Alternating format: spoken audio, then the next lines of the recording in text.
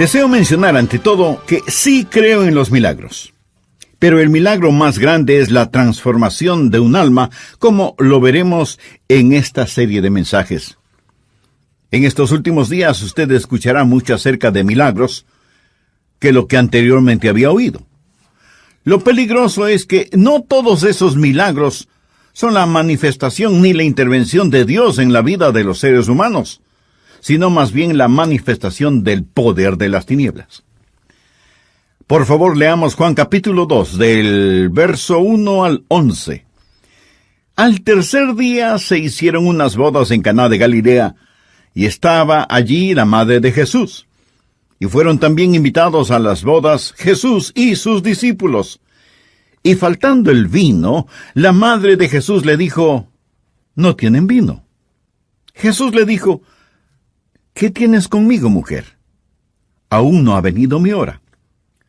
Su madre dijo a los que servían, «Haced todo lo que os dijere».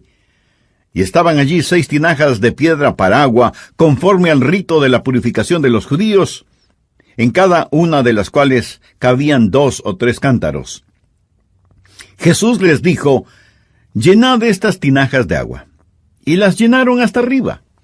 Entonces les dijo, «Sacad ahora y llevadlo al maestresala». Y se lo llevaron.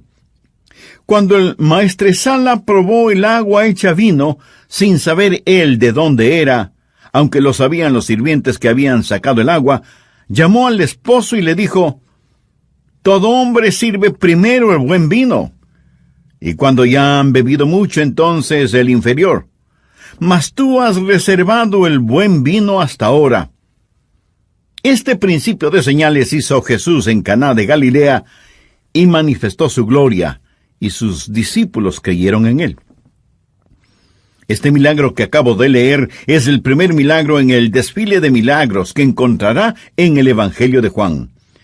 Juan menciona literalmente 7 milagros. Estos son más que milagros.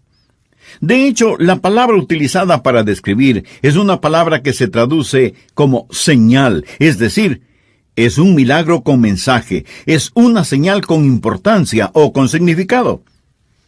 Bien, ¿cuál es el propósito de estas 7 señales? No tenemos que adivinar ni tratar de descifrarlo nosotros mismos porque Dios claramente nos lo explica. Mantenga su marcador en Juan 2 y adelantémonos a Juan 20. Y por favor leamos los versículos 30 y 31. Usted se va a dar cuenta por qué Juan dio 7 milagros. Esto es lo que él dice. Hizo además Jesús muchas otras señales en presencia de sus discípulos, las cuales no están escritas en este libro. Pero estas se han escrito para que creáis que Jesús es el Cristo, el Hijo de Dios, y para que creyendo tengáis vida en su nombre. Permítame hacer una pausa y decir, crea en milagros, pero confíe en Jesús. ¿Comprende usted lo que Juan está diciendo? Estas se han escrito para que creáis que Jesús es el Cristo, el Hijo de Dios, y para que creyendo tengáis vida en su nombre. Por lo tanto, el mayor milagro es la transformación de una vida. El milagro máximo, sin lugar a dudas, es el nuevo nacimiento. Más grande que cualquier otro milagro, en mi opinión. Jesús es la respuesta de Dios a la desilusión del hombre. Esto es lo que quiero que usted aprenda hoy, que Jesús es la respuesta de Dios a la desilusión del hombre. Bueno, lo primero que deseo que vea es el escenario de este milagro. El primer milagro de Jesús tomó lugar en una boda, en una ocasión feliz. Pienso que es trágico que hoy en día Jesús no sea invitado a más bodas. ¿No lo cree? Jesús asistió tanto a las bodas como a los funerales. Jesús nunca deshizo un festejo, mas con frecuencia deshacía los funerales. Jesús vivió una vida de gran gozo, y este milagro que realizó en una boda nos indica que Jesús no es un aguafiestas cósmico, y que Él vino para que podamos tener gozo abundante. Un niño estaba preparando la mesa de la Santa Cena en la iglesia, y él vio la cruz en dicha mesa. Él acababa de comenzar su primaria y estaba aprendiendo matemáticas, suma y resta, y cuando él vio la cruz sobre la mesa de comunión, le preguntó a su mamá: «Mamá, ¿qué hace el signo de más ahí arriba sobre la mesa de comunión?»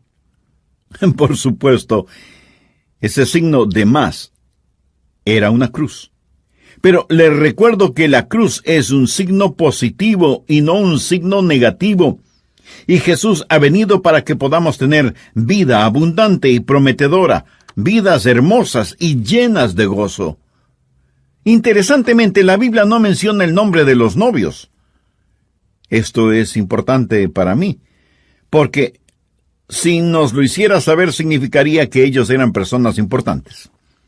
Más evidentemente, los novios eran gente común y corriente cuyos nombres no eran muy conocidos. ¿Qué nos enseña esto?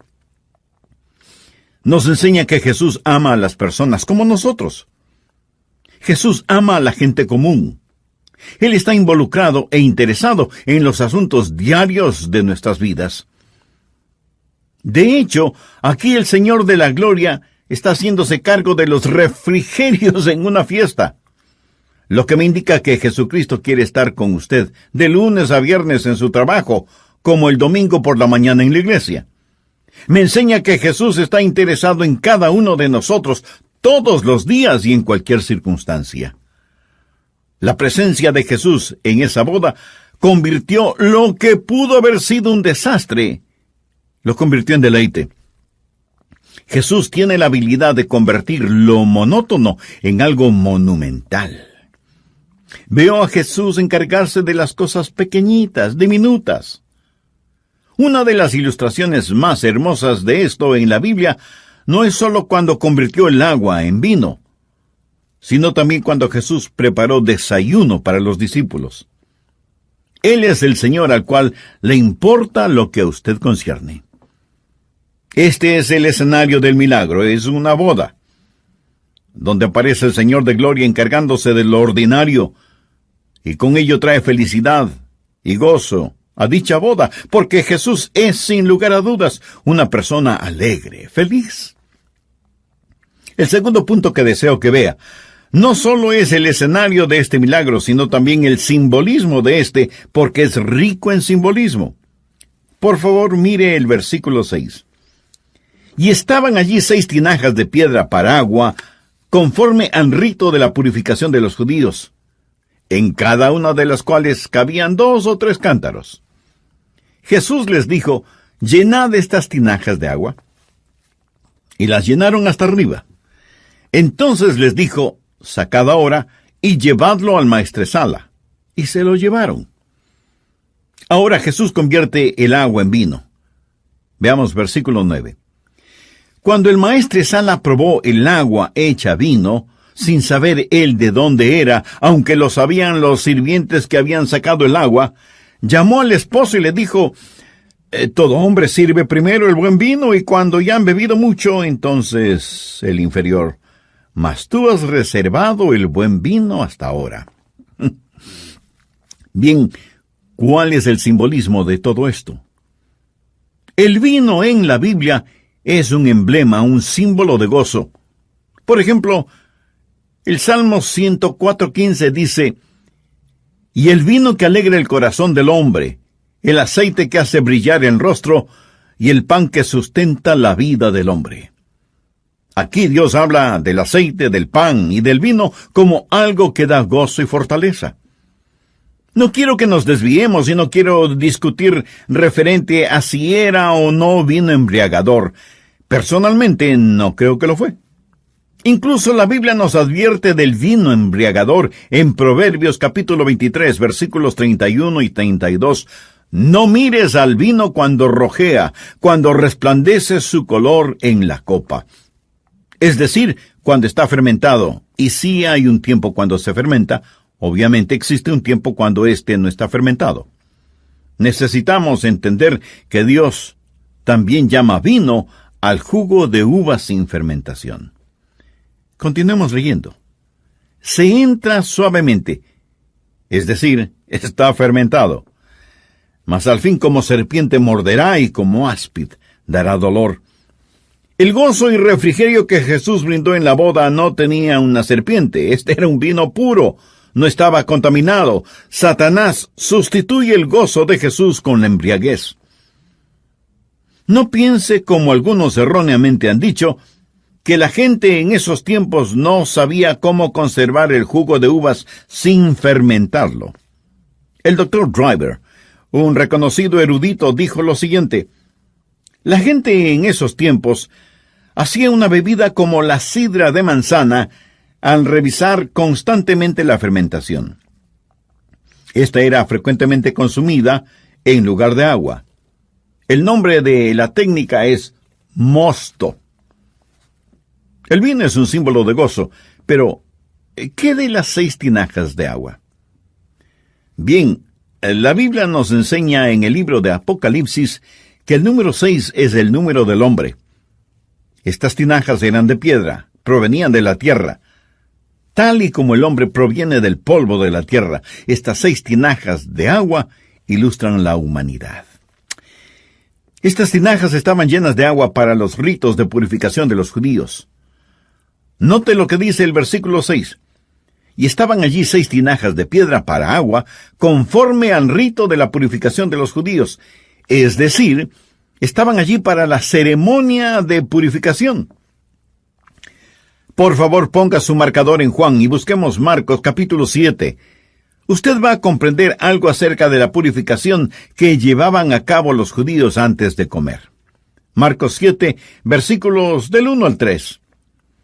Se juntaron a Jesús los fariseos y algunos de los escribas que habían venido de Jerusalén, los cuales, viendo a algunos de los discípulos de Jesús comer pan con manos inmundas, esto es, no lavadas, los condenaban, porque los fariseos y todos los judíos, aferrándose a la tradición de los ancianos, si muchas veces no se lavan las manos, no comen. De hecho, leí que los judíos de este tiempo se lavaban las manos 9 veces hasta los codos, dejando que el agua goteara de sus codos antes de comer. No lo hacían por higiene, sino por ceremonia. Los fariseos no comían sin antes llevar a cabo el ritual de lavarse las manos. Versículo 4. Y volviendo de la plaza, si no se lavan, no comen.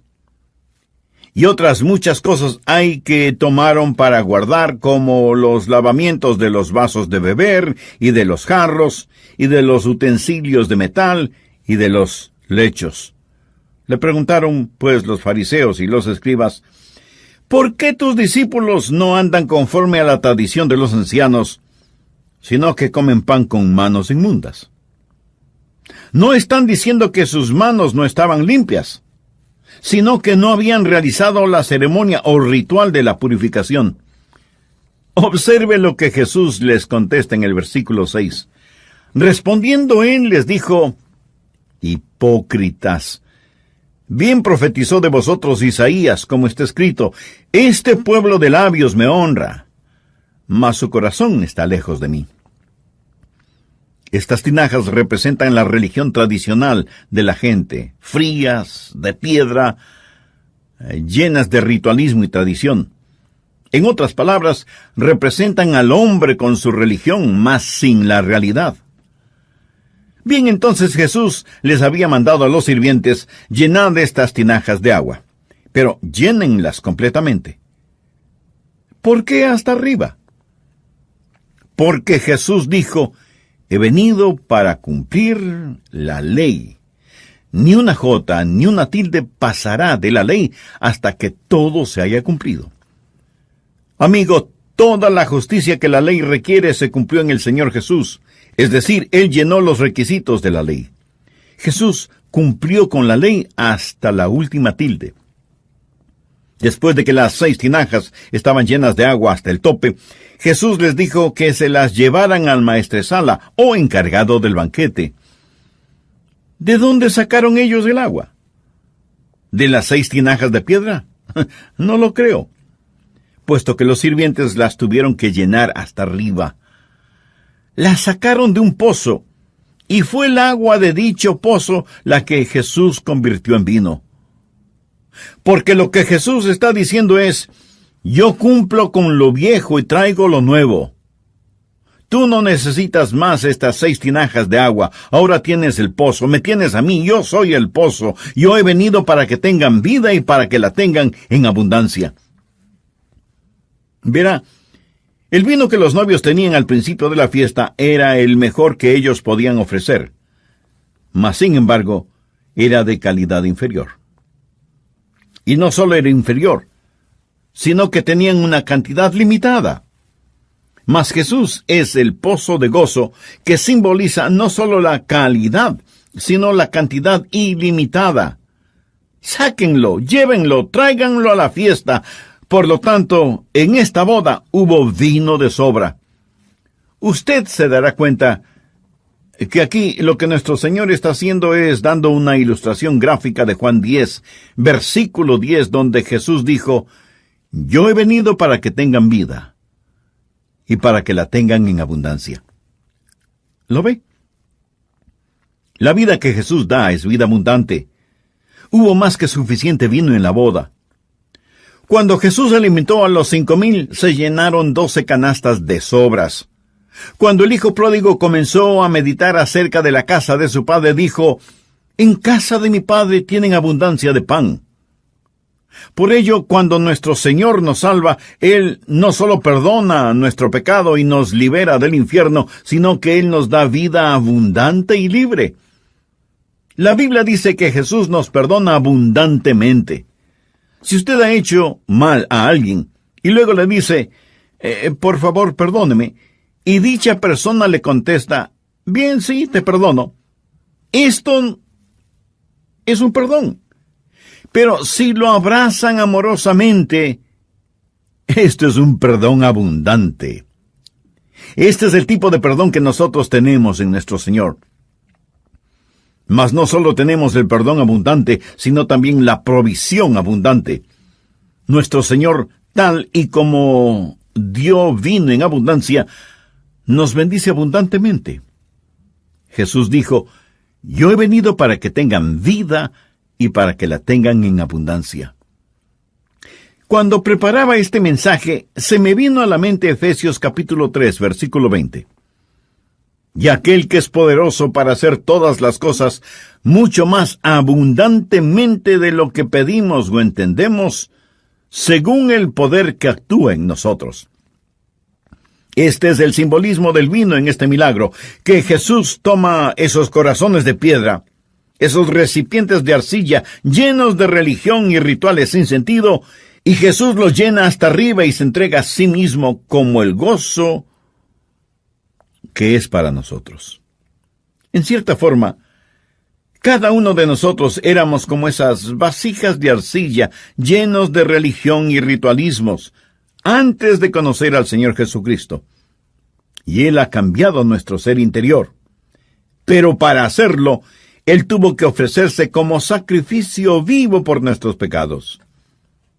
Amiga, amigo, ¿es usted una persona transformada por el poder de Dios?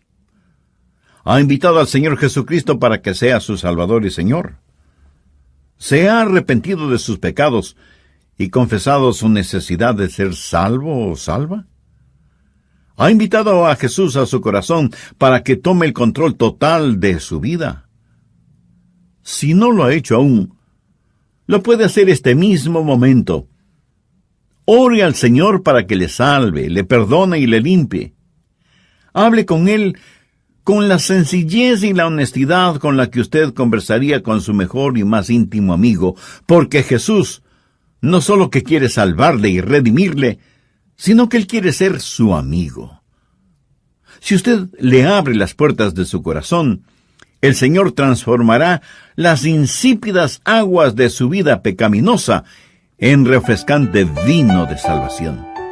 Vamos de inmediato a seguir con nuestro estudio bíblico, y aquí está el tercer punto que estudiaremos. Hemos visto el escenario de la boda en Caná de Galilea, hemos visto el simbolismo, y ahora miraremos el secreto de este milagro. Leamos, por favor, los versículos del 3 al 5. La madre de Jesús le dijo, no tienen vino. Jesús le dijo, ¿qué tienes conmigo, mujer? Aún no ha venido mi hora. Su madre dijo a los que servían, haced todo lo que os dijere. Hagamos una pausa para decir que este es el mejor consejo que alguien puede darle a una persona sobre la faz de la tierra. Es el mismo consejo que le doy a usted. Si Jesús le dice que haga algo, hágalo. Haced todo lo que os dijere. Este es el secreto de un milagro. Bien, ¿por qué debe obedecer al Señor Jesucristo? ¿Por qué debe aprender obediencia instantánea, feliz, libre y completa? ¿Por qué debemos hacer lo que María le dijo a esos sirvientes que hicieran? Es decir, haced todo lo que os dijere. Número 1, por su bien. Por favor, mire los versículos del 7 al 9. Jesús les dijo, llenad estas tinajas de agua, y las llenaron hasta arriba. Entonces les dijo, sacad ahora, y llevadlo al maestresala. Y se lo llevaron. Cuando el maestresala probó el agua hecha vino, sin saber él de dónde era, ahora subraye lo siguiente, aunque lo sabían los sirvientes que habían sacado el agua. Permítame hacer una pausa y decir que si usted quiere saber qué es lo que está ocurriendo espiritualmente, debe llegar a ser un sirviente. Verá, los sirvientes sabían cosas que el encargado de la ceremonia no sabía. El maestresala no sabía lo que los sirvientes sabían. ¿Por qué ellos sabían y él no? Porque los sirvientes se dan cuenta de lo privado. Anote este versículo. Amós, capítulo 3, verso 7.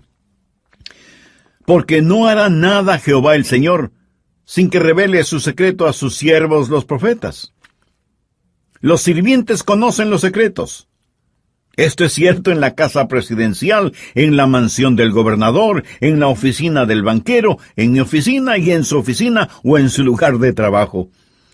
Le voy a compartir lo que Jesús dijo a los que le sirven. Escuche, Juan 15:15.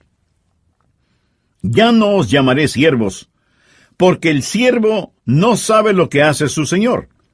Pero os he llamado amigos, porque todas las cosas que oí de mi Padre os las he dado a conocer. Los sirvientes saben cómo llegar a hacerse amigos e incluirse en el círculo privado. Entonces, ¿cuál es el secreto de un milagro? Es obedecer a Jesús. Haced todo lo que os dijere. ¿Por qué? Por su bien. Número 2, para bendecir a otros. Cuando estos sirvientes obedecieron al Señor Jesús, todos en la fiesta fueron bendecidos. ¿Sabe qué es lo que usted necesita hacer? Necesito orar por mí. Necesita orar, Señor, ayuda al pastor a obedecerte. Porque si yo obedezco a Jesús, usted será bendecido.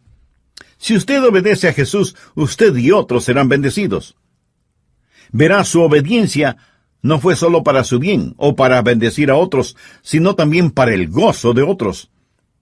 Los demás son bendecidos y se gozan cuando obedecemos al Señor Jesucristo.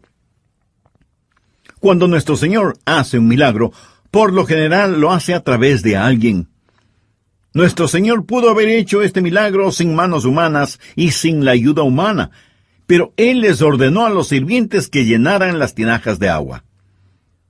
A su vez, recordemos que cuando el Señor Jesús estaba listo para resucitar a Lázaro de la sepultura, Él les dijo a los sirvientes que movieran la piedra.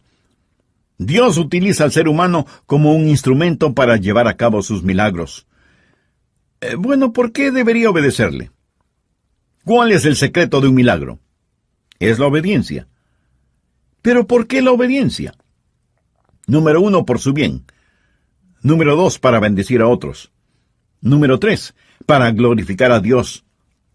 La Biblia enseña que cuando este milagro se hizo, la gloria de Jesús se manifestó. Mire el versículo 11. Este principio de señales hizo Jesús en Caná de Galilea y manifestó su gloria. Bien, ¿cómo se manifestó su gloria? Pues con la realización de un milagro. Y hemos dicho que éste habla simbólicamente de la salvación que Él nos da. Ahora note, y manifestó su gloria, y sus discípulos creyeron en Él. La obediencia al Señor lo glorifica. Jesús dijo en Lucas capítulo 5, versículo 46, ¿por qué me llamáis Señor y no hacéis lo que yo digo? ¿Qué derecho tenemos en decir que Jesucristo es nuestro Señor y Salvador si no lo obedecemos? Cuando le obedecemos, le damos gloria, y esta es la razón por la cual existimos.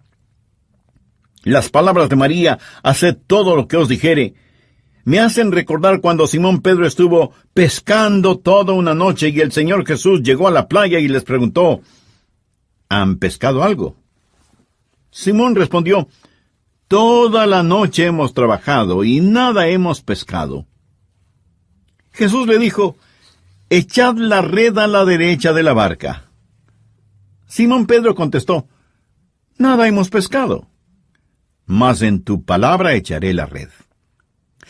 Toda la noche hemos trabajado y nada hemos pescado, mas en tu palabra echaré la red. ¿Qué significa mas en tu palabra? Simón Pedro era un pescador profesional. Él sabía que humanamente no serviría de nada hacerlo. Pero respondió, solo porque tú me lo ordenaste, yo lo haré. Permítame desafiarle hoy a que este sea el lema de su vida. Simplemente deje que este sea el lema de su vida. Mas en tu palabra lo haré. Esto es lo que Simón Pedro dijo, mas en tu palabra echaré la red. Esto es lo que María le dijo a esos sirvientes, haced todo lo que os dijere. Usted no tiene que entender el mandato de Dios para obedecerlo. No lo cierna ante el juicio de su razonamiento para ver si tiene sentido o no. Quizás no tenga sentido. El llenar esas tinajas con agua no tenía sentido. El echar la red al otro lado del barco no tenía sentido. Con la excepción de que sí tenía sentido para Jesús. Ahora quiero que usted vea la importancia de este milagro. ¿Cuál es la importancia? La importancia es que Jesús está en el campo de la transformación. Él transforma el agua sin valor en vino espumoso. Y Él aún está en la profesión de la transformación. Él transforma a la gente, seres humanos como usted y como yo.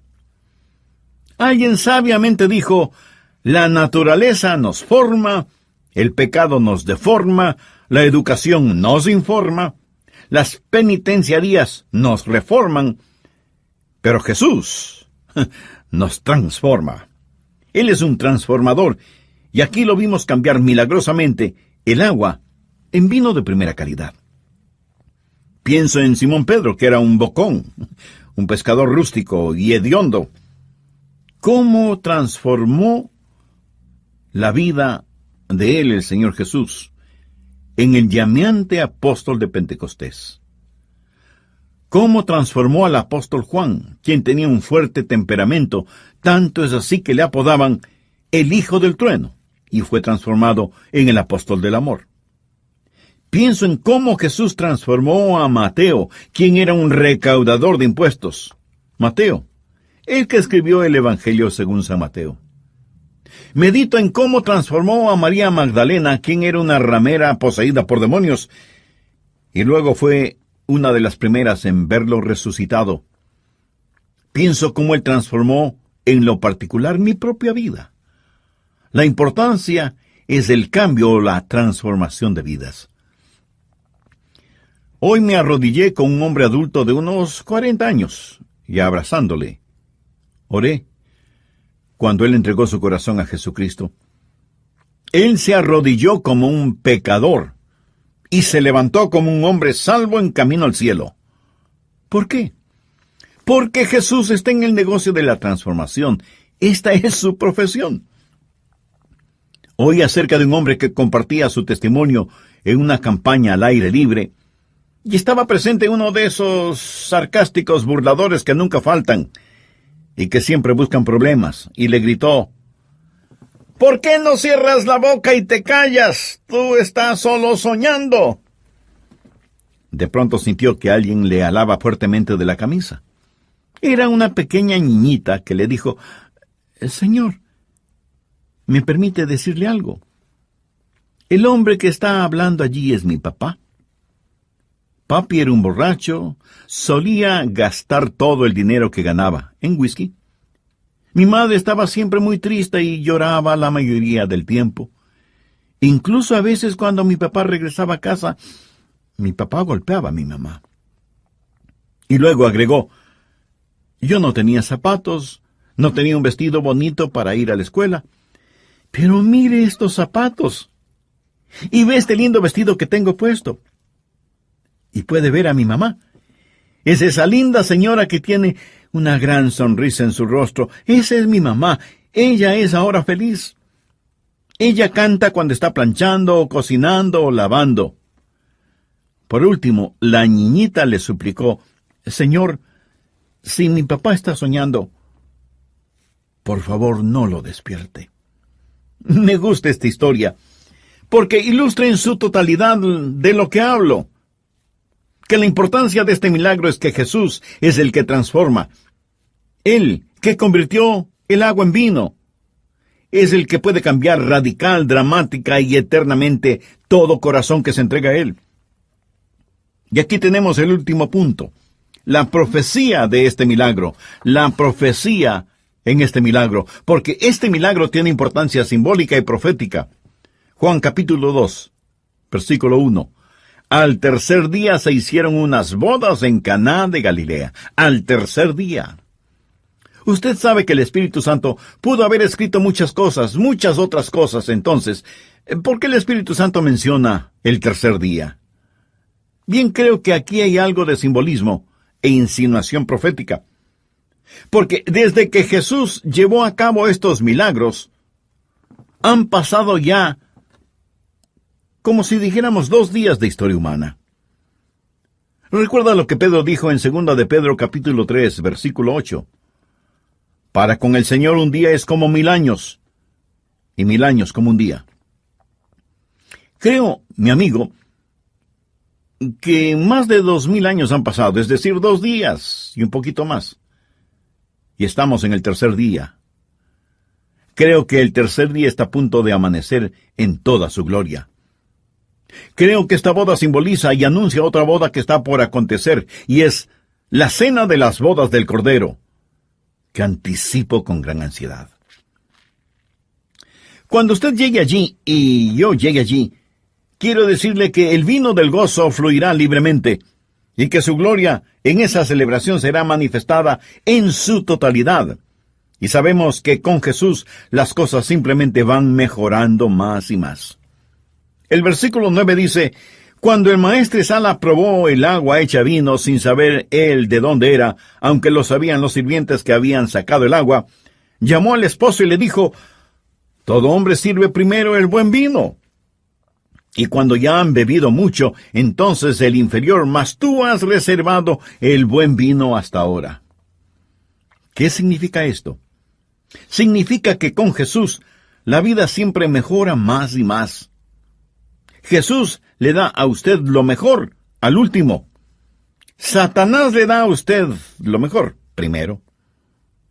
La Biblia concerniente a la forma de trabajar de Satanás dice, sabroso es al hombre el pan de mentiras, pero después su boca será llena de cascajo o de arena. Pero si usted conoce al Señor Jesús, usted puede decirlo de todo corazón, cantarle y tener la certeza de que cada día con Jesús es más dulce que el anterior. Cuando era un adolescente caminaba por un callejón detrás de una iglesia. Mi familia no asistía a la iglesia, y mucho menos a la escuela dominical. Era un domingo por la mañana, y estaba en el callejón detrás de la escuela dominical de la iglesia bautista de Norwood. Los escuché cantar un himno, cada día con Jesús es más dulce que el día anterior. Y me dije a mí mismo, esto no es cierto, es imposible. Nada puede continuar haciéndose más y más dulce. No negaba que podría ser dulce conocer a Jesús, pero en mi corazón y en mi mente yo decía, esto no es verdad, es imposible que cada día sea más dulce que el día anterior. Pero desde que me salvé, Sé que es absolutamente posible y es totalmente verídico. Y deseo testificar de que yo amo al Señor Jesucristo como nunca lo he amado en mi vida. Mas, sin embargo, espero con anticipación amarle más mañana, porque estoy disfrutando del vino de gozo que Jesús derrama. Verá, el diablo da lo mejor primero. La vida es igual. Usted comienza a vivir con el gozo y las maravillas de la niñez. Luego llega la visión y entusiasmo de la adolescencia, pasando a la fortaleza de la hombría o la plenitud de ser mujer. Pero alrededor de la Edad Media usted experimenta la batalla de la vida y el agotamiento de los años y empieza a deteriorarse. Si usted no conoce al Señor, va cuesta abajo. El diablo no tiene ancianos felices. ¿Lo ha notado? Un amigo mío, el doctor Jess Moody, dijo: he notado que, entre otros planes, la señora Madeleine Murray O'Hare, la famosa atea de Baltimore, Maryland, quien repetidamente se burlaba de las iglesias al éstas intentar recaudar dinero, está tratando de recaudar dinero. Ella planea fundar una universidad atea, una imprenta atea y una radiodifusora atea. Pero lo más interesante de sus planes es un asilo de ancianos para ateos. ¿De qué tienen que hablar los ateos al sentarse a esperar la muerte?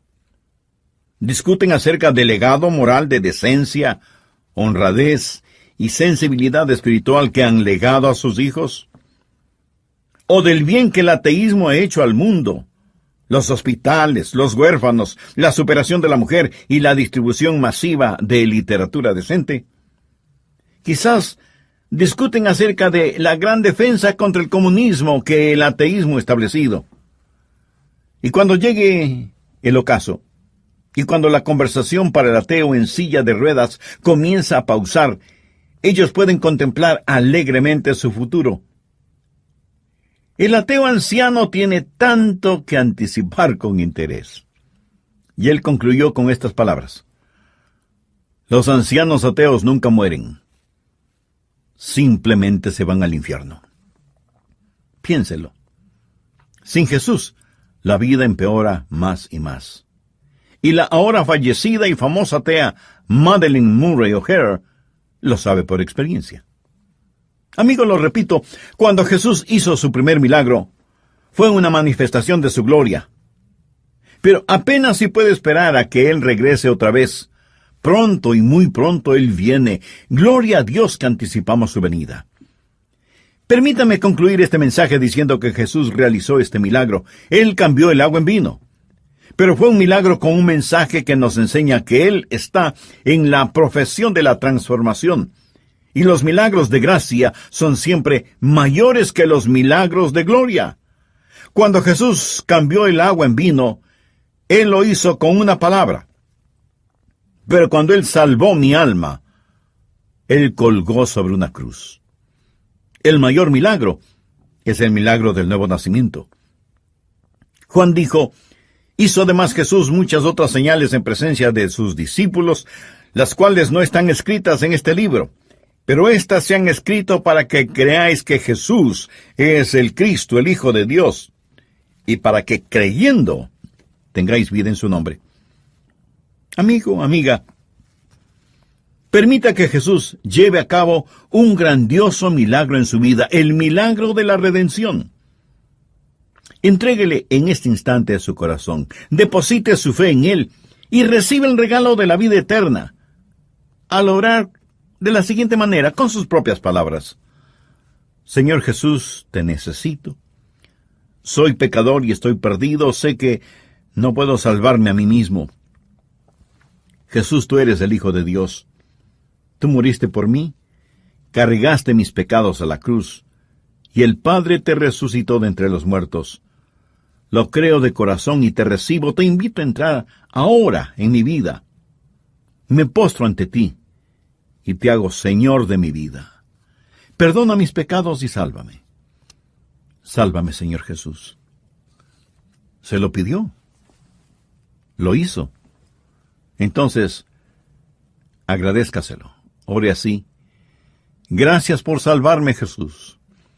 Ahora eres mi Señor, mi Salvador, mi Dios y mi amigo.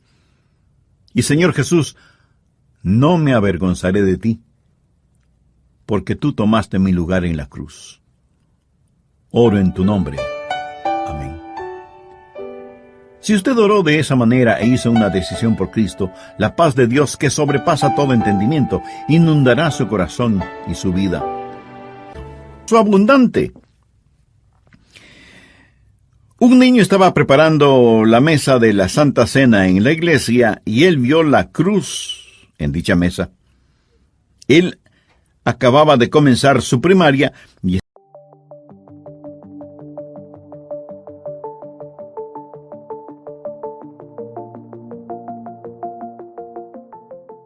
busque la primera epístola a los Corintios, el capítulo 10, y leeremos desde el verso 12. Así que el que piense estar firme, mire que no caiga. No os ha sobrevenido ninguna tentación que no sea humana. Pero fiel es Dios, que no os dejará ser tentados más de lo que podáis resistir, sino que dará también juntamente con la tentación la salida para que podáis soportar. Por lo tanto, amados míos, huid de la idolatría. Qué estupendo pasaje de las Escrituras es este. El hombre por lo general trata de vencer o enfrentar las tentaciones de tres maneras. Algunos simplemente ceden a la tentación. Son como una señora que dijo, yo puedo vencer cualquier cosa, menos la tentación. Y hoy en día tenemos una filosofía que dice que no debemos preocuparnos por la tentación. Si le hace sentir bien, hágalo. Cualquier cosa que sea natural es hermosa, y si es hermosa, tiene que ser buena. Por eso, cierta gente vive como animales. Los animales comen cuando quieren comer, beben cuando quieren beber, duermen cuando quieren dormir y tienen actividad sexual cuando la necesitan. Un animal vive una vida de autosatisfacción, autopreservación y autopropagación. Y tenemos una generación de personas que están viviendo de la misma manera. ¿Y por qué no? Se les ha enseñado en colegios y universidades que descienden de animales, solo que ellos son animales más inteligentes. Así que no debe sorprendernos cuando tratan de vivir como animales. Entonces, hay personas que simple y fácilmente ceden a la tentación. Luego hay otras personas que están en el extremo opuesto y que gastan todo su tiempo peleando contra la tentación, pero luchan contra la tentación con la fortaleza y energía de la carne. Y luchan, y fracasan, y siguen luchando, y siguen fracasando. Se parecen al pequeño niño que estaba sentado junto a un árbol de manzanas, y el granjero lo vio y le dijo, ¿qué estás tratando de hacer? ¿Robarme unas manzanas? Y el muchacho le contestó, no, señor, trato de no hacerlo. Pero muchas veces tratamos de no hacerlo, pero lo hacemos. Por supuesto, la manera no es simplemente cediendo a la tentación o luchando contra ella en el poder de la carne, sino venciéndola por medio del Señor Jesucristo y convirtiendo la tentación en triunfo. Ahora quiero compartir con usted varias cosas para convertir las tentaciones en triunfos. Primero, los sujetos de la tentación.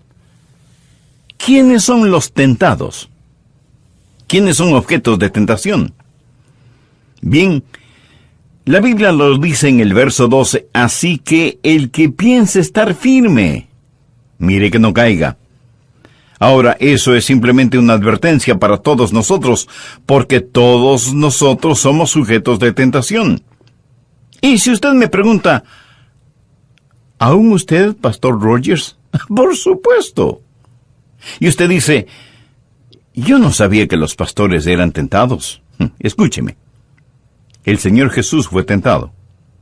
Y por cierto, Satanás apuntará sus poderosos cañones contra quienes están en el ministerio o son líderes espirituales. La verdad es que todos nosotros enfrentamos diariamente increíbles tentaciones en todas las áreas. Orgullo, materialismo, deshonestidad, avaricia, los deseos de la carne. Todo esto está allí, con todos nosotros, siempre. Y el hecho de ser salvos no nos hace inmunes. Pero rápidamente tengo que decir, el ser tentado no es pecado. Y sabemos esto porque Jesús fue sin pecado. Y la Biblia dice que Jesús fue tentado en todo, como nosotros, pero no pecó. Pero en este verso 12 es una advertencia contra el orgullo. Así que el que piense estar firme, mire que no caiga. El hombre orgulloso tienta al diablo para que lo tiente. Y si usted cree que no puede caer, usted ya está en camino de caer.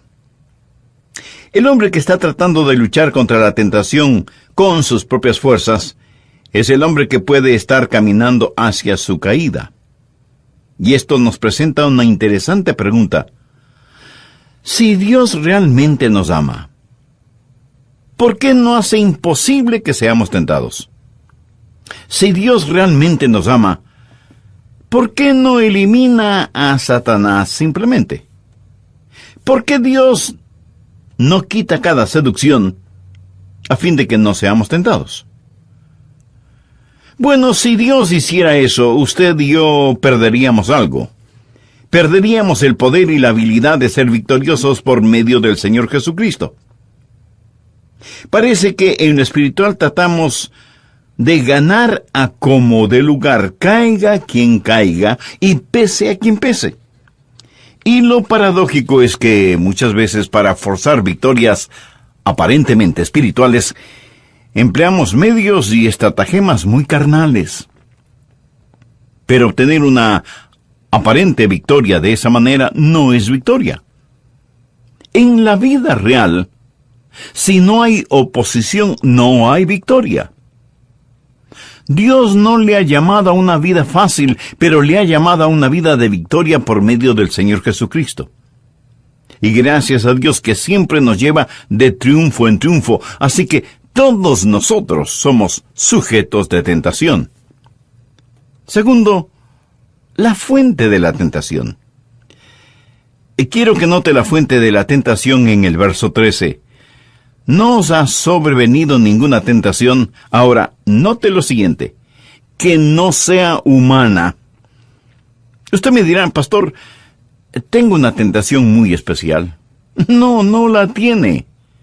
Usted tiene una variedad de tentaciones. Todas las tentaciones son comunes para todos los hombres. ¿O usted se cree tan especial que piensa que aún sus tentaciones son especiales? Todos tenemos las mismas tentaciones porque provienen de la misma fuente. Y pensándolo bien, solo hay 3 clases de tentaciones: el mundo, el demonio y la carne. Tenga eso en su mente porque es importante para ayudarle a entender más tarde. En 1 Tesalonicenses 5:23 leemos: y todo vuestro ser, espíritu, alma y cuerpo, sea guardado irreprensible para la venida de nuestro Señor Jesucristo. Mi amigo, el diablo le va a tentar en el área del espíritu, del alma y del cuerpo. ¿Y cómo el diablo le va a tentar en estas 3 áreas? Le tentará con el mundo, el demonio y la carne. Ahora, esto le va a parecer complicado por algunos minutos, pero concéntrese, y todo se armará como un rompecabezas. ¿Qué es el mundo? Cuando digo que el diablo le va a tentar con el mundo, ¿qué es el mundo? Y no estoy hablando de la gente en el mundo. Eso no es lo que la Biblia enseña cuando habla del mundo. No se refiere a la gente en el mundo, porque de tal manera amó Dios al mundo que dio a su Hijo unigénito. Si Dios ama así al mundo, usted también debería amarlo. Está bien el amar a las personas. Y no está hablando de planetas, las rocas, los árboles, los pájaros, las abejas y las pulgas. No está diciendo que estas cosas son malas, no. El mundo material es bueno y hermoso. ¿Quién hizo este mundo?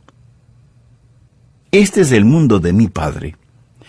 Cuando Dios colocó a este planeta en el espacio y formó los mares y esculpió las montañas y tachonó el cielo con el sol, la luna, las estrellas, los planetas, las galaxias, cuando vistió a los valles de suaves y verdes alfombras y los adornó no solo con majestuosos árboles, sino también con una increíble variedad de flores multicolores y fragantes, vio Dios que todo era bueno.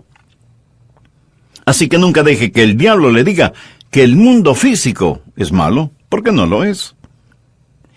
Pero la Biblia dice que no debemos amar al mundo. Déjeme darle como ejemplo algunos versos, anótelos, por favor. Primera de Juan 2:15. No améis al mundo, ni las cosas que están en el mundo. Si alguno ama al mundo, el amor del Padre no está en él. Ahora, Romanos 12:2. No os conforméis a este siglo. Santiago 4:4. La amistad del mundo es enemistad con Dios. Y usted me dirá, bueno, pastor, si no es la gente del mundo y no es la tierra, el planeta, entonces, ¿qué es el mundo? Bien, la palabra mundo es la palabra cosmos y significa un sistema, un orden. ¿Lo ve? Hay un sistema, un orden, una filosofía que la Biblia lo llama el mundo. Es algo atrincherado y sistemáticamente diabólico que usted y yo no debemos amar. Voy a ilustrar esto. En 1 Pedro 3, versos 3 y 4, Dios está diciendo a una esposa salvada cómo ser bella y atractiva para su esposo. Y dice, vuestro atavío no sea el externo de peinados ostentosos, de adornos de oro o de vestidos lujosos, sino el interno, el del corazón. Y la palabra atavío aquí es traducida como cosmos en más de 100 otros lugares en la Biblia. Y dice que el cosmos no debe ser solo el arreglo del cabello, o ponerse joyas, o lucir vestidos lujosos. ¿Qué es lo que una mujer se pone en el rostro? Cosméticos. ¿Lo entiende? Literalmente está poniendo su rostro en orden. Ahora el apóstol no está diciendo que no está bien que una mujer use cosméticos. Algunas veces me preguntan, pastor, ¿piensa que es un pecado que la mujer use maquillaje? Yo creo que es un pecado si algunas mujeres no lo usan. No dice que sea malo usar cosméticos, tanto como no es malo usar joyas. De hecho, Dios se refiere a sus santos como a joyas. Habla de la ciudad celestial hecha de joyas. Si usted dice que es incorrecto al arreglarse el pelo o lucir joyas, teniendo como base este versículo, entonces también tendrá que decir que es incorrecto ponerse vestidos, porque dice que no debe ser la ropa nuestro adorno.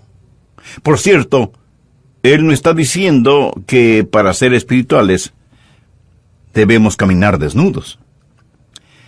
Tampoco dice que para que una esposa gane a su esposo para Cristo, debe lucir como una cama descendida o como mueble que necesita una mano de pintura.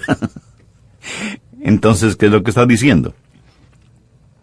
Está diciendo que su arreglo no debe estar normado por el mundo. O sea, por la moda impuesta por los peluqueros, los joyeros, los modistas. No deje que ese cosmos le moldee, que este mundo le oprima. No deje que eso sea lo que le motive, le guíe y le controle. No deje que ese cosmos sea su mundo. Algunos hombres estarán pensando, muy bien, pastor, siga predicando para ellas. Bueno, no tan rápido, mi amigo. El apóstol podría decir a cada uno de ustedes que no sea el mundo de los deportes, o el mundo de las finanzas, o los negocios, que no sea el mundo de la política que lo domine. Cualquiera que sea el sistema, si no es del reino de Dios y su Cristo, si el número uno de su vida no es Jesucristo, usted está en el mundo. Usted ha sido comprado por el sistema. No importa lo que sea. y no tiene que ser algo horroroso tampoco. El mundo no tiene que ser el de la discoteca, del juego, de la prostitución. Simplemente el mundo. El mundo es el cosmos, un sistema, un orden. Esa es la fuente de tentación. El mundo. Yo llamo al mundo el enemigo externo, el enemigo externo. Pero hay otra fuente de tentación, no solo el mundo, sino también la carne. ¿Qué es la carne? Usted dirá, bueno, la carne es lo que cubre nuestros huesos. No estoy hablando de la carne en ese sentido. La Biblia no utiliza la palabra carne para describir los músculos y la piel y los huesos y los nervios y los corpúsculos y todo lo demás que hay en nuestros cuerpos.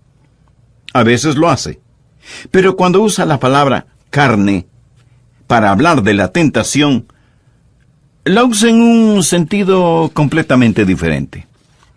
La Biblia dice en Gálatas 5:17 que el deseo de la carne es contra el espíritu y el del espíritu es contra la carne. ¿Qué quiere decir cuando menciona la carne? Está hablando de una inclinación que tenemos para hacer el mal que está en nosotros, una predisposición hereditaria para pecar. A veces nos referimos a ella como la vieja naturaleza o la naturaleza adámica. Se llama la carne. Usted la tiene y yo la tengo. Nacimos con ella. La heredamos de nuestros padres, quienes la heredaron de sus padres, y estos la heredaron de sus padres, y así llegamos hasta Adán. ¿Lo ve? Nacimos con esa predisposición hacia el pecado, así que no luzca tan santo porque la Biblia llama a esta predisposición para el pecado la carne. ¿Cuántas veces después de pecar usted ha dicho, el diablo me hizo hacerlo? Escúcheme con atención porque le voy a decir algo que a lo mejor le va a sorprender. El diablo no puede hacerle pecar. Si el diablo le pudiera hacer pecar, usted tendría la coartada perfecta. Verá, el pecado es un trabajo interno, viene de su carne. Por supuesto que el diablo le ayudará a pecar. El diablo le tentará para que peque, el diablo hasta le animará para que peque, pero el diablo usa su carne para que peque. Ahora le puedo asegurar que si el diablo no existiera, usted y yo pecaríamos lo mismo. Usted puede pecar por su propia cuenta. Un niño pequeño le dijo una mala palabra a su hermanita, le golpeó con el palo de la escoba y le escupió en la cara. La madre reprendió al niño y le dijo que seguramente fue el diablo quien le había empujado a hacer eso.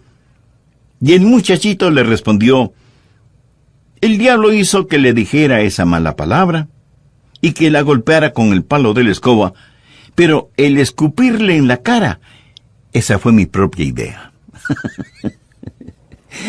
No sorprendería el descubrir cuánto de lo que pecamos es nuestra propia idea. Con nuestra naturaleza adánica viene la predisposición para pecar. Y pecaremos con diablo o sin diablo, porque el diablo no nos obliga a pecar. No nos mete en un pecado en contra de nuestra voluntad. Y porque tenemos esa vieja naturaleza pecaminosa, Dios quiere darnos una nueva naturaleza purificada, santificada, glorificada. Dios quiere darnos una nueva vida. Esa nueva vida solo la tendremos cuando recibamos a Cristo por fe en nuestro corazón. Jesús dijo, he venido para que tengan vida y para que la tengan en abundancia. Amigo, amiga, ¿posee usted esa vida? En otras palabras, ¿ha recibido por fe al Señor Jesucristo en su corazón y en su vida? Si aún no lo ha hecho, ¿qué le impide hacerlo ahora mismo? Hoy mismo usted puede ser salvo y tener vida nueva. Si ese es su profundo y sincero deseo, le invito a repetir conmigo la siguiente oración. Querido Dios y Padre, Sé que muchas veces trato de encontrar excusas y aún justificación para mis pecados. Ahora entiendo que eso es una verdadera necedad. Perdóname y ayúdame a vivir una vida dirigida por ti y no por el diablo. Señor Jesús, tú entregaste tu propia vida como pago por mis pecados y te estoy muy agradecido por eso. Y porque tú moriste por mí, yo quiero vivir para ti. Este momento con sincera fe, te recibo en mi corazón y mi vida como mi Salvador y mi Señor. Lo pido en tu santo nombre. Amén. Que Dios le bendiga.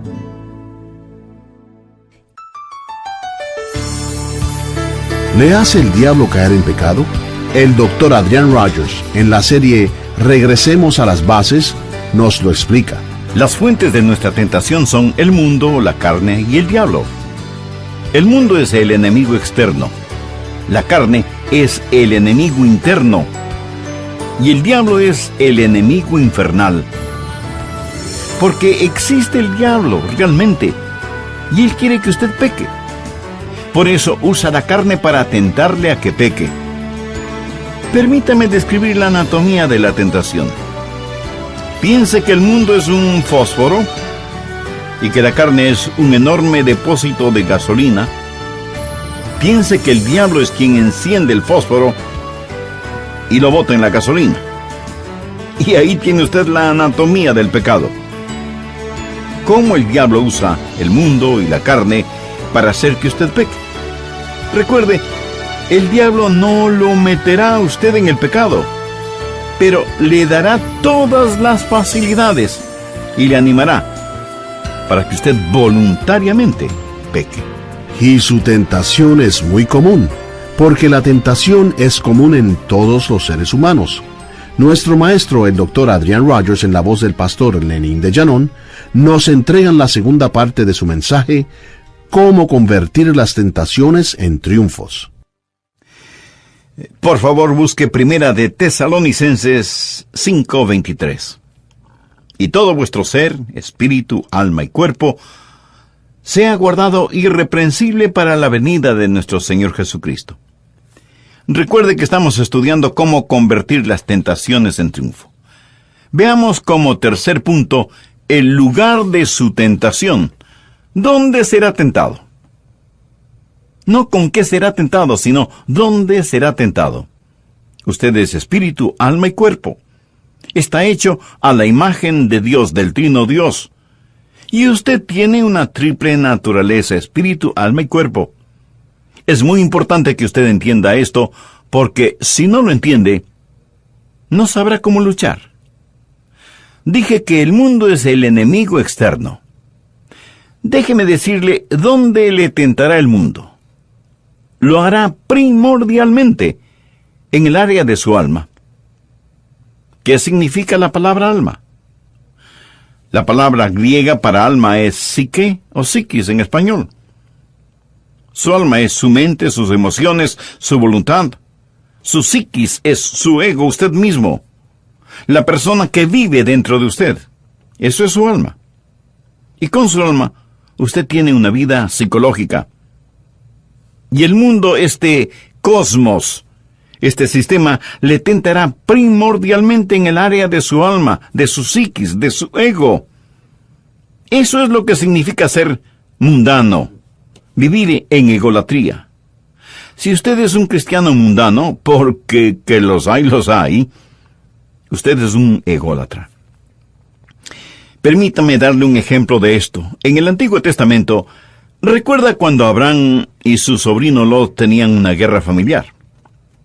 Pero Abraham magnánimamente le dijo a Lot, mira, no tenemos que pelear. Te diré lo que vamos a hacer. Tú escoge. Si quieres ir en determinada dirección, yo me iré en dirección contraria. La tierra está delante de nosotros. Escoge y toma lo que quieras. Y la Biblia nos dice en el libro de Génesis que Lot dirigió su mirada hacia los valles bien irrigados. Vio la hierba crecida y verde y supo que sería un buen alimento para su ganado. Y Lot se fue hacia el este. Levantó su carpa hacia Sodoma y Gomorra. Fue allá porque quería campos más fértiles. ¿Pero por qué quería más campos fértiles? Ya era fabulosamente adinerado, pero él quería ser el hacendado más grande y poderoso en toda la Palestina. Eso es todo. No estaba tratando de tener más dinero. Solo quería ser más influyente. Quería ser el más importante en toda esa tierra. Trataba de alimentar su alma con las cosas del mundo, y esa es una tentación. Y muchos hoy en día son tentados exactamente de la misma manera. Este sistema mundano dice, debes tener más, debes hacer más, tienes que ser más. Eso es el mundo.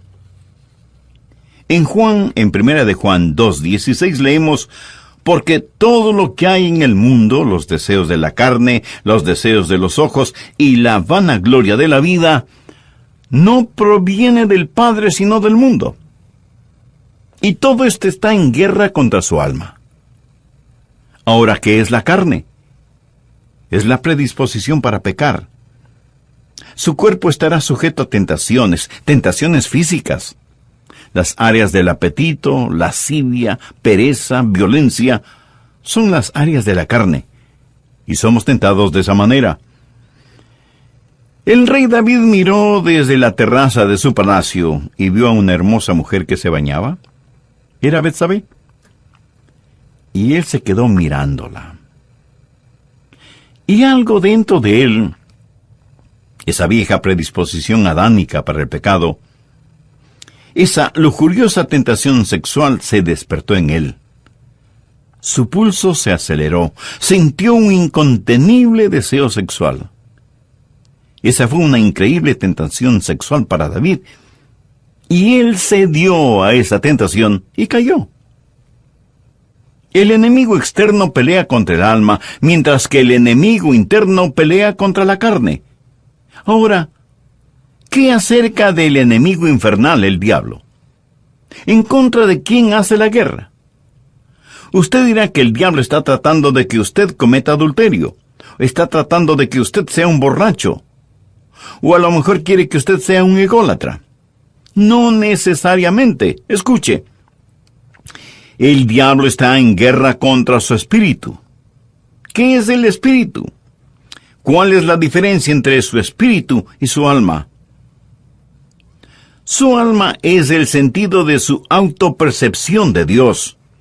Usted conoce a Dios a través de su espíritu.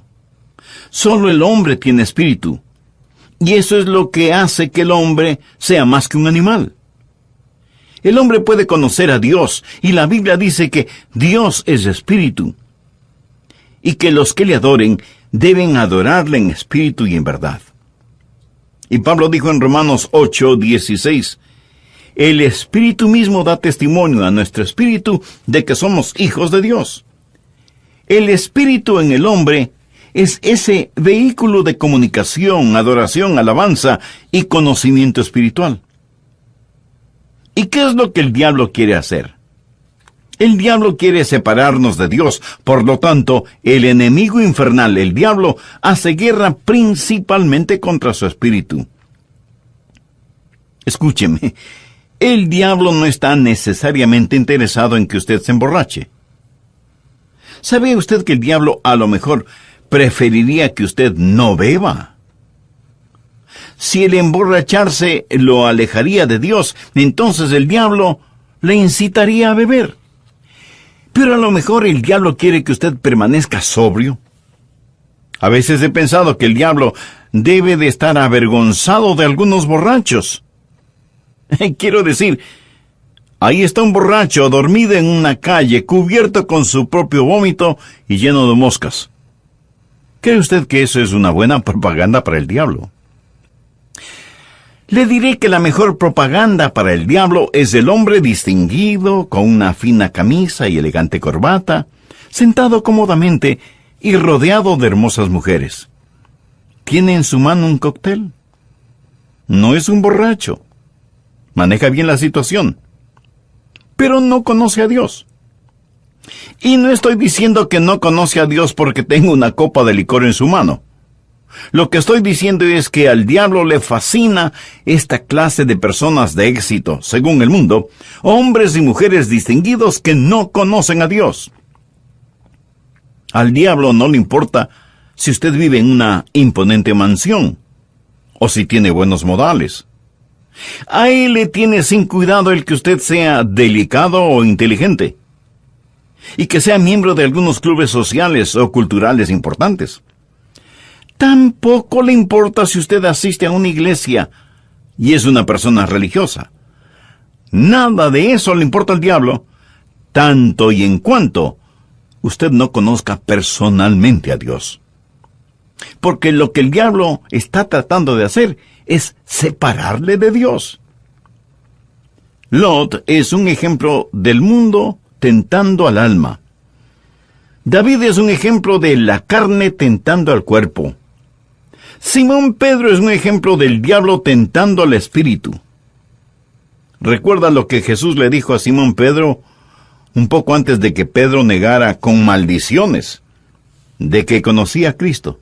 Le dijo: Simón, Simón, he aquí Satanás os ha pedido para zarandearos como trigo, pero yo he rogado por ti que tu fe no falte.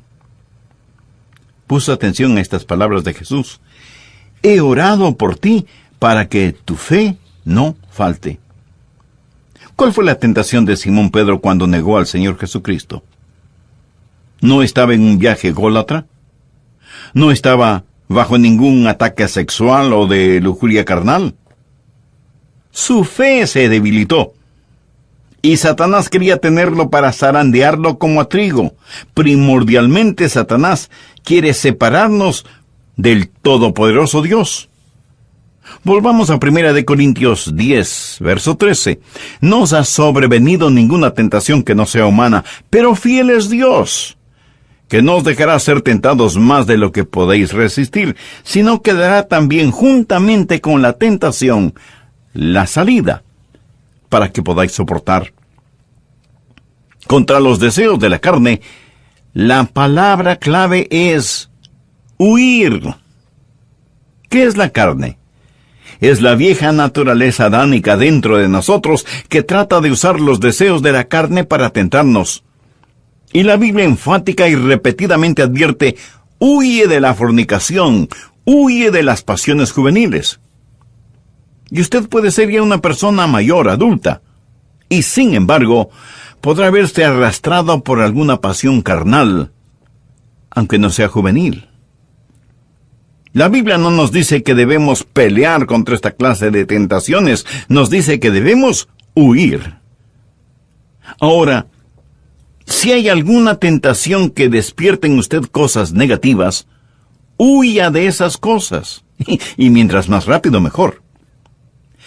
Cuando estaba en la universidad, sobre mi escritorio yo tenía una plaquita con las siguientes palabras: el que no quiera caer no debe andar por sitios resbalosos. Huya de la fornicación. Jovencitos, cuando tienen una cita, el ir a un lugar apartado y solitario no es huir de la fornicación. Eso es meterse en la boca del lobo. Y si usted dice: el Señor nos mantendrá puros, Él lo hará si usted huye de la fornicación, no si se mete en ella. Usted no debe poner esa clase de basura en su mente leyendo y viendo pornografía. Ahora, no solo en el cine y la televisión, sino también en Internet. Usted no puede poner toda esa podredumbre en su mente y permanecer puro. Y si usted es una de esas personas que dice: yo tengo una mente abierta, no me molesta ver esas cosas, le diré por qué no le molesta.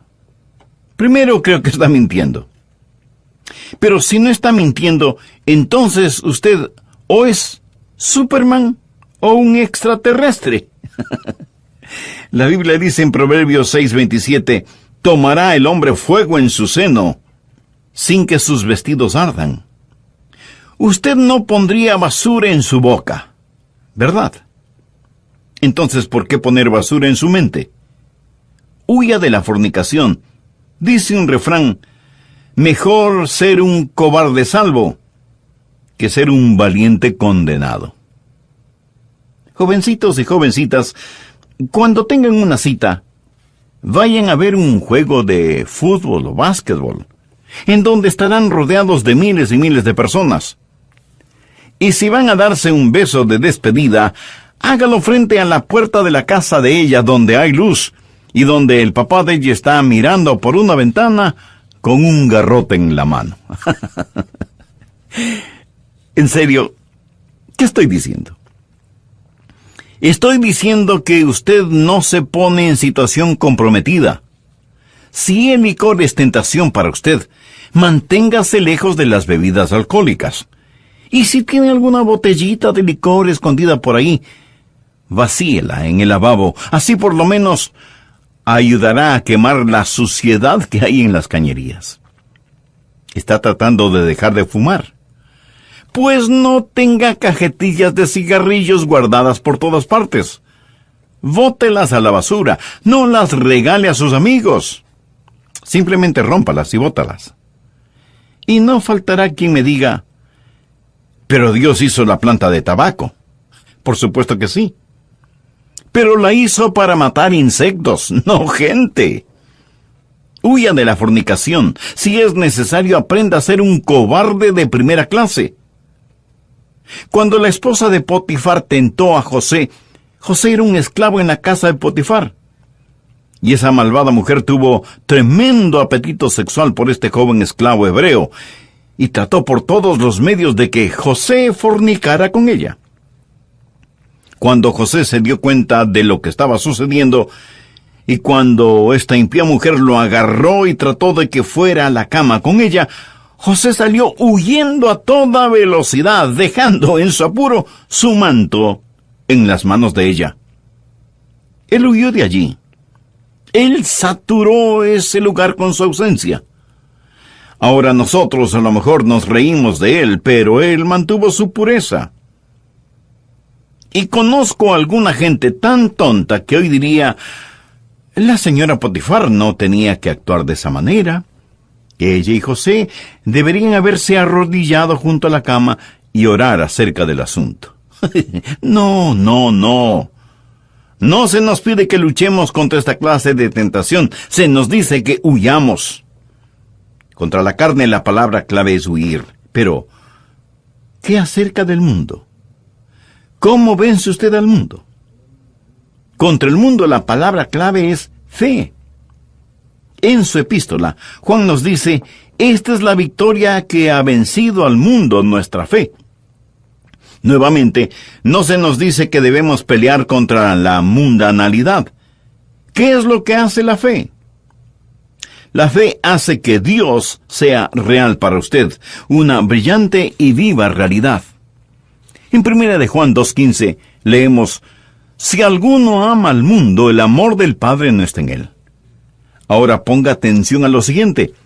No dice que el amor del Padre no está en él porque ama al mundo. Dice que si alguno ama al mundo, el amor del Padre no está en él. La razón por la cual ama al mundo es porque el amor del Padre no está en él. La mundanalidad es simplemente un síntoma de que el amor del Padre no está en usted. ¿Cómo vencer al mundo? Suponga que usted está manejando su carrito por la carretera y de pronto una luz roja se enciende en el panel de instrumentos indicando que falta aceite en el motor. ¿Qué hace usted? ¿Romper la luz del panel? ¿Y asunto terminado? No. Usted necesita ir de inmediato a una estación de servicio y que pongan el aceite necesario. Solo así desaparecerá la luz roja del panel. ¿Correcto? Ahora, si un hombre ama al mundo, el amor del Padre no está en él. Si descubre que usted es mundano y que este mundo está tratando de moldearlo a su manera, le diré qué está mal con usted. Usted no se ha enamorado del Señor Jesucristo. Usted no tiene fe en Cristo, no está viendo a Cristo, y esa es la razón por la que tienen problemas de mundanalidad. No pelee con la luz del panel, ponga aceite en el motor. Llénese del Señor Jesucristo. Contra la carne, la palabra clave es huir. Huya de la fornicación. Contra el mundo, la palabra clave es fe. Esta es la victoria que ha vencido al mundo, nuestra fe. Contra el enemigo infernal, la palabra clave es lucha. La Biblia dice que debemos pelear la buena batalla de la fe. Y en la epístola de Santiago leemos, resistid al diablo, y huirá de vosotros. Aquí no se nos dice que debemos correr. Se nos dice que debemos resistir, pelear, no en nuestra propia fortaleza, sino en la fortaleza de Cristo. Y usted pregunta, ¿cómo puedo hacer eso? Busque Apocalipsis 12:11. Y ellos le han vencido por medio de la sangre del Cordero y de la palabra del testimonio de ellos, y menospreciaron sus vidas hasta la muerte. Pero para tener ese poder, usted necesita...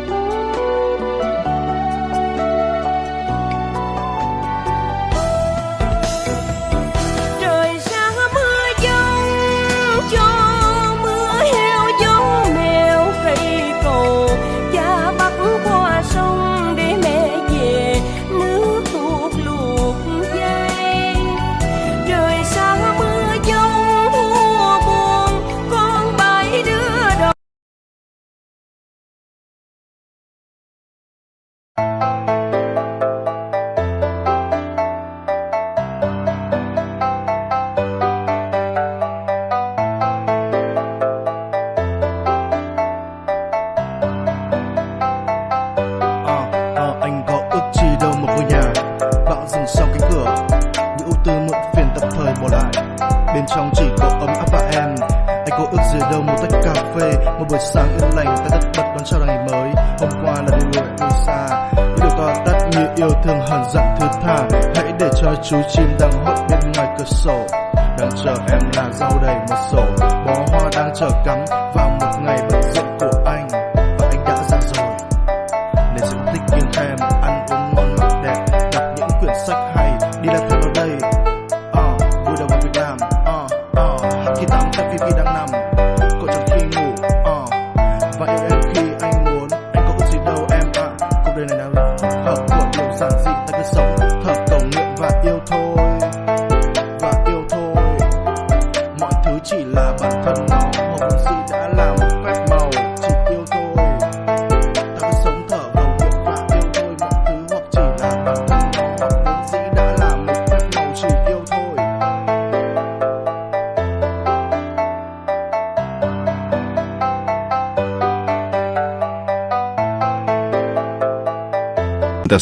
Ahora, note lo siguiente, que no sea humana. Usted me dirá, pastor, tengo una tentación muy especial. No, no la tiene. Usted tiene una variedad de tentaciones. Todas las tentaciones son comunes para todos los hombres. ¿O usted se cree tan especial que piensa que aún sus tentaciones son especiales?